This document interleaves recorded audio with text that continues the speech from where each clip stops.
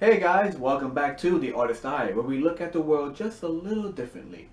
Today's episode is going to continue from the last episode with character design. Now, last time we talked about taking scribbles and little bits of nothing and developing them into something bigger.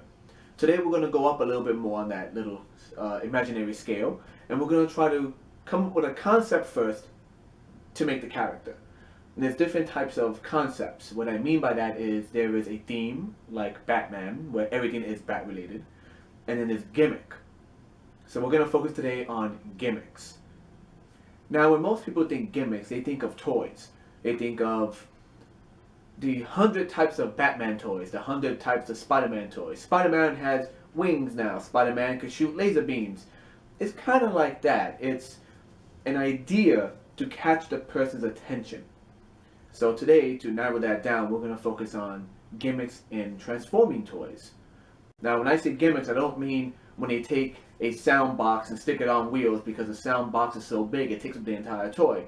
No, I'm talking gimmicks as in certain things are iconic with the character. For Starscream, it's because he has his wings on his back. His gimmick is that his wings are always on his back. For Megatron, his gun is on his arm. Most of the time anyway.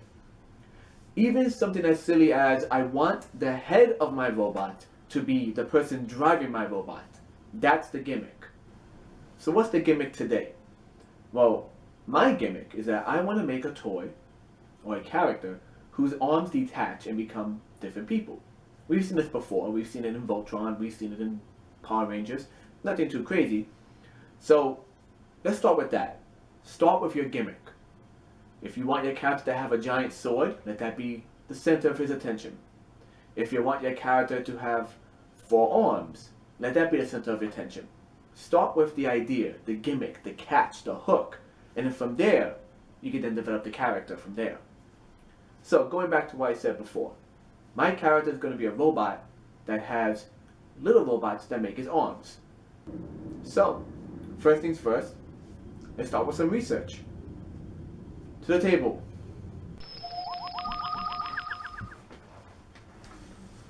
So right here, we got 3 different old, beat up, transforming toys. Some knockoffs, some real ones, but that don't matter. We're at stage 2 right now. Stage 1, think of the gimmick. Stage 2, research it.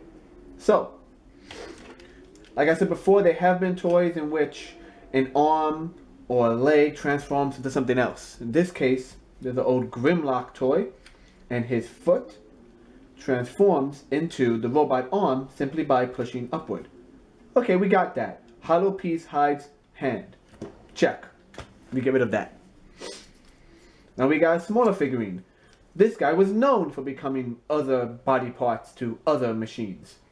The head comes forward, which attaches to, let's say, a shoulder piece. And the legs are hidden in a hollow piece, which just broke off, but you get the idea. There we go. Sorry about that. The legs are hidden in a hollow piece that is pulled down, similar to how Grimlock's arm is pulled up. Okay. And then finally we have this guy. His robot arms are hidden when they fold forward and thus transform into another shape. So we have a way to hide robot arms, a way to hide the smaller robot's legs. Hopefully that won't break off, of course. And a way to reveal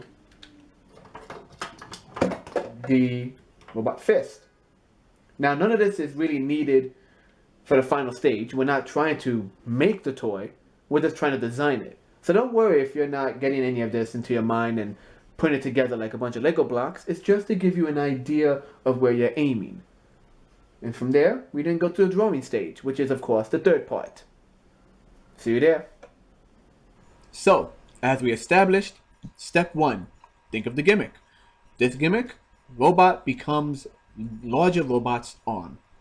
So you do a few sketches or you do a few drafts. You have a robot and you have a robot arm. There has to be some kind of correlation, of course. You don't have to be a designer, and you don't have to go crazy with your 3D design. Sometimes you just want the idea on paper. So in this case, where's the head land on the arm? What details from the small robot are on the larger robot? perhaps the little wing flaps. And of course, finally, the hand has to be, well, at the bottom. Those are the three main things. So, how does one robot become part of another robot? Hell if I know. Even with all of the pre-planning and all of the research, you can still fudge it a little bit. So, let's do a few sketches that make sense on paper, at least for now. Because let's face it, you're not trying to make a toy, you're trying to make a drawing. First, you draw your robot. Give him little spindly legs. Okay, beef him up, you gotta beef him up a little bit, beef him up. That's better. Okay, given the research we had, we could supplement the bottom half of the legs for the fist, which will then be covered by a hollow shell representing the legs and feet. That's simple. That bottom shell will slide up, revealing the hand inside. And what about the smaller robot's arms? Well, like I said before, go back to your research. Imagine they will fold forward. So basically, the chest of the smaller robot becomes the bicep, with the smaller robot's arms becoming little wing flaps. His head can flip back, just like in the reference we referred to. And as before, the hand slides up. So that's how you get your small robot to your robot arm. So now that you finish your designing of the character, the next step is, well, adding the details to make the character who they are on the inside, which is really the whole purpose of this video. Your character now has robot arms that become robot people. With that, you can take it in any direction. Maybe he has dual personality.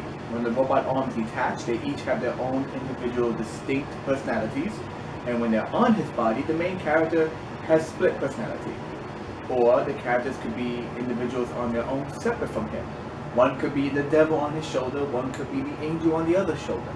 You can now take your catch, apply it to the character, and develop it from there. And that's the whole point. In the anime Berserk, the child carries a grown man-sized sword his entire life. What that does for the character is that when he's older, he is now stronger than anyone else because he's always carried a larger sword.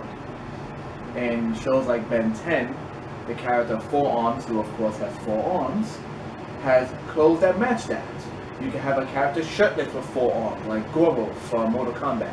You can have the character wear a vest, you can have the character wear bullet belts that overlap each shoulder but leave enough room to move around. The catch can determine everything else. What they wear, what they look like, and what they act like. So, there we go. 3-step process. Come up with the idea, do a little bit of research, do the design. And once you have that, you can take it in any direction you want. Hope this was helpful. From me and Trix, goodbye, and hope to see you again. Thank you for watching.